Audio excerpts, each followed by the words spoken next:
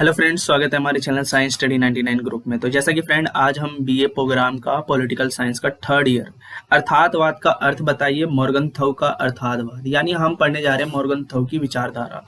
और ये ज़्यादातर डीयू और सॉल के कॉलेजेस या इग्नू के कॉलेजेस में पूछा जाता है और ये 20 मार्क्स का क्वेश्चन हर बार आता है, हर साल आता है। और हमारी जो वीडियो होगी फर्स्ट पार्ट में होगी। इसके 3 पार्ट है, हम पहला पार्ट पढ़ेंगे, फिर दूसरा पढ़ेंगे, फिर हम तीसरा पढ़ेंगे। तो आइए फ्रेंड स्टार्ट करते हैं। अर्थातवाद का अर्थ बताइए। सबसे पहले फ्रेंड्स हम बात करते हैं कि अर्थातवाद किसे कहते हैं। अर्थातवाद को अगर इंग्लिश में देखा जाए तो रियलिज्म कहा जाता है। क्या कहा जाता है? रियलिज्म कहा जाता है।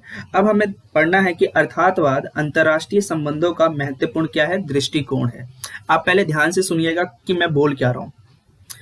अर्थातवाद राष्ट्रों के बीच संबंध कैसे हैं और किस तरह के होने चाहिए, और इस पर जोर वो देता है। कौन देता है? अर्थातवाद देता है।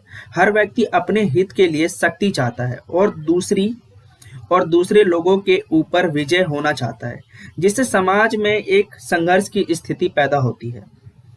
इसी तरीके की स्थिति को अंतर्राष्ट्रीय संबंधों में भी देखने को मिल सकता है।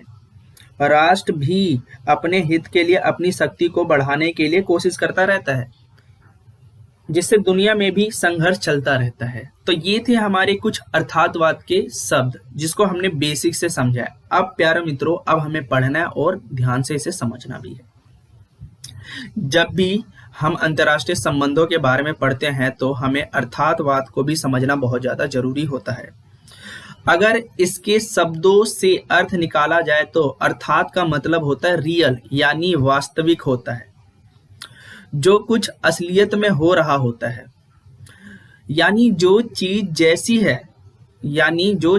जैसी है उसे उसको उसी रूप में दिखाया जाता है, या जो चीज वजूद में है वह उसके बारे में वैसा ही बताया जाता है। यानी जो घटनाएं इतिहास में हुई है उसका वैसा ही वर्णन किया जाता है।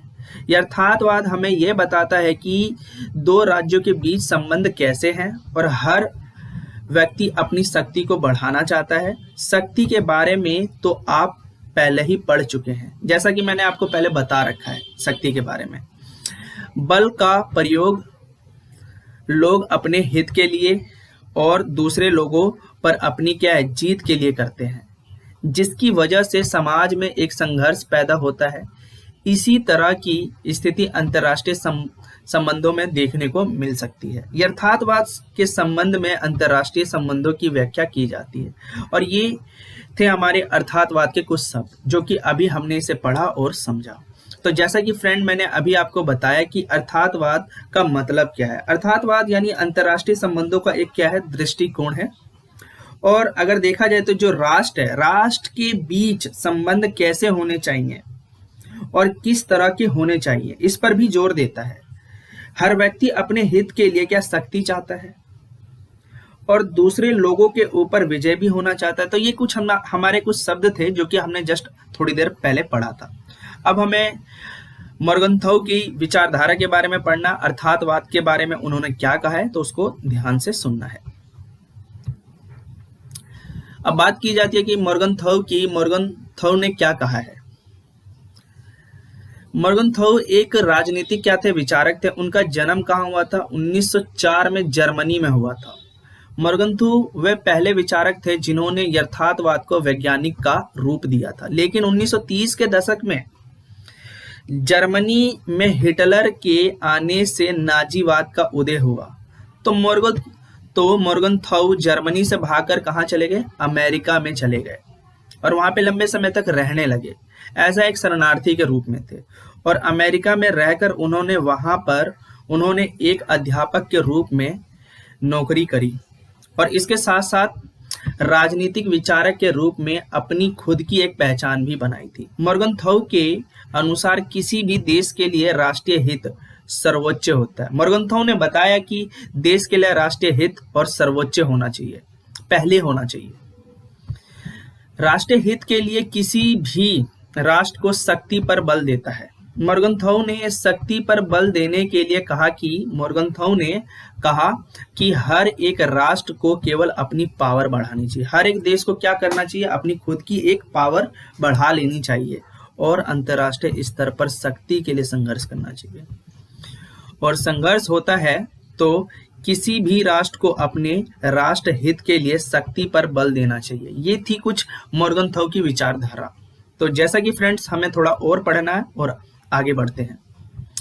राजनीति शक्ति का अर्थ क्या है? राजनीति शक्ति का अर्थ क्या है? दूसरों के कार्य, गतिविधियों तथा दिमाग पर नियंत्रण कर लेना राजनीति शक्ति कहलाता है।